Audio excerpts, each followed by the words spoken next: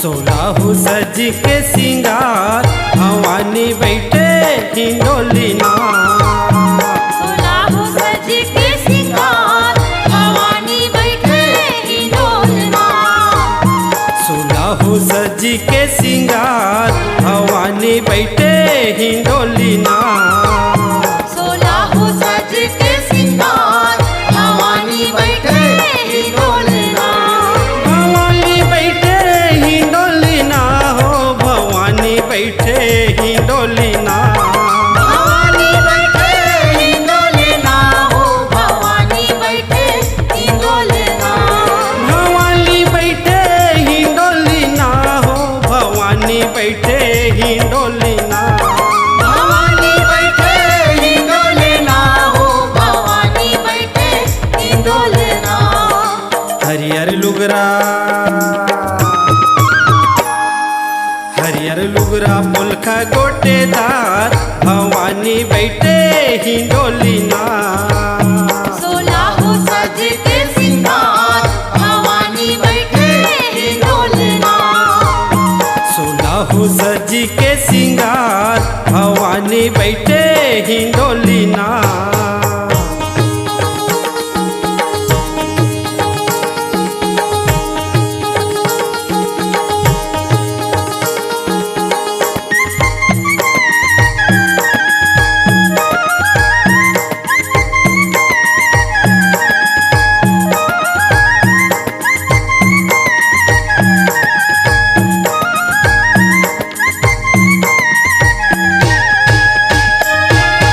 सिरी सोहे सोनिहा मुकुट सिराजे। मुकुट सिराजे हो मैया मुकुट सिराजे। माथि के टिकली बिंदिया बिराजे। बिंदिया बिराजे हो मैया बिंदिया बिराजे। मांग सिंदूर में ठाड़ी पाटी पार भवानी बैठे हिंडोली ना। सोलाहू सज के सिंगार भवानी बैठे हिंडोली ना। सोलाहू सज के सिंगार भवानी बैठे हिंडोली ना।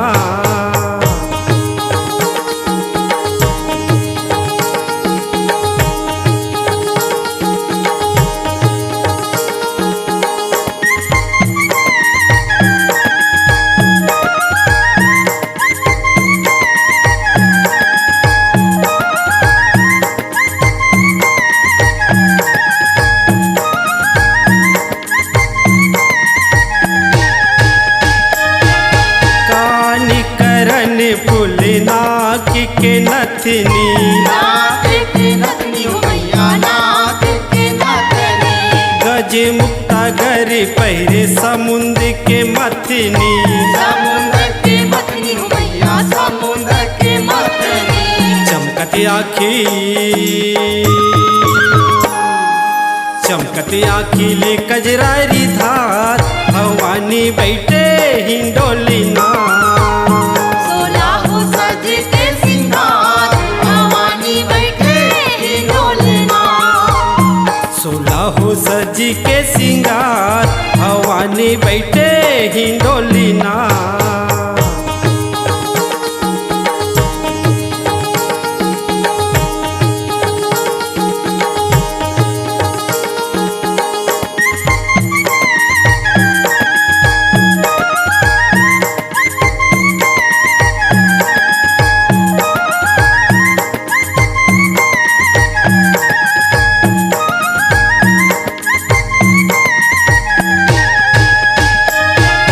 बाह के बहुटा मरवा चूरी कंगना। मरवा चूड़ी कंगना हो मैया मरवा चूड़ी कंगना। कन्हिया कर धन कसे 10 लरिया बंधना। 10 लरिया बंधना हो मैया 10 लरिया बंधना।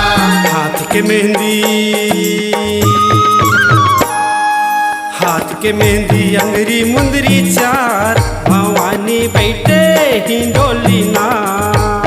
सोलाहू सज के सिंगार भवानी बैठे हिंडोली ना। सोलह सज के सिंगार भवानी बैठे हिंडोली ना।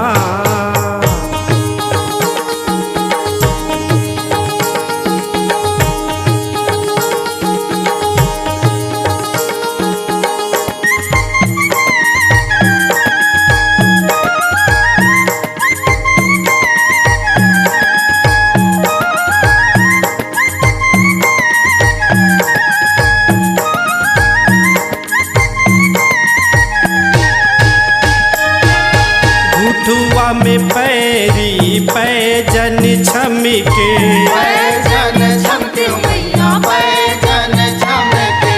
एड़ी माहुर में लाली बिछिया चमके, बिछिया चमके मैया बिछिया चमके। परमानंद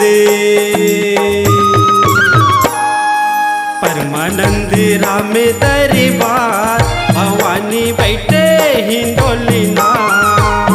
सोलह सज के सिंगार भवानी बैठे हिंडोलना।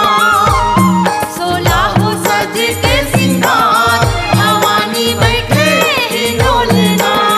भवानी बैठे हिंडोली ना हो, भवानी बैठे हिंडोली ना। भवानी बैठे हिंडोलना हो, भवानी बैठे हिंडोलना। भवानी बैठे हिंडोली ना हो, भवानी बैठे हिंडोली ना। भवानी बैठे हिंडोलना हो, भवानी बैठे हिंडोलना। हरियर लुगरा, हरियर लुगरा पुलका गोटेदार भवानी बैठे हिंडोली ना। सोलह सज के सिंगार भवानी बैठे हिंडोलना। सोलह सज के सिंगार भवानी बैठे हिंडोली ना। भवानी बैठे हिंडोलना। भवानी बैठे हिंडोली ना। भवानी बैठे हिंडोलना। भवानी बैठे हिंडोली ना।